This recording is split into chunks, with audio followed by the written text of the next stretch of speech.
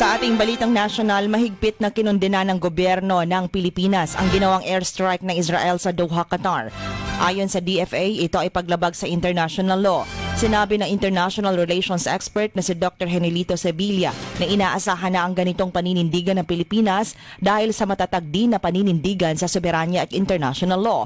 Tiniyak naman ng DFA na ligtas ang higit sa 220,000 na mga Pilipino sa Qatar na pinayuhan na maging kalmado. Ang airstrike ay ikinasawi ng isang Qatari security official at 5 miyembro ng Hamas.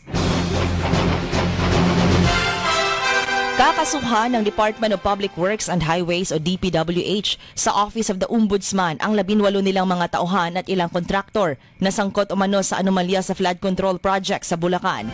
Kabilang sa mga ito ang ilang opisyal ng Bulacan 1st District Engineering Office at mga opisyal ng Wawaw Builders, Sims Construction Trading at St. Timothy Construction Corporation.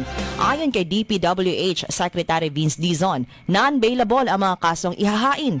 Ito pa lamang ani ang simula ng mas marami pang reklamong ihahain kaugnay sa malawakang katiwalian sa flood control projects. Kinwestiyon ni Ako Bicol Party List Representative Zaldico ang motibo ni Baguio City Mayor Benjamin Magalong sa patuloy nitong pagdawit sa kanya sa mga anomalya sa flood control projects. Giit ni Ko, mali at walang basihan ang mga akusasyon ni Magalong. Ipinahayag ito ni Ko matapos sabihin ni Magalong na ang investigasyon sa flood control projects ay dapat simulan sa mambabatas. Giit ni Ko, nagulat siya sa mga paratang ni Magalong na wala naman aniyang maipakitang mga ebidensya.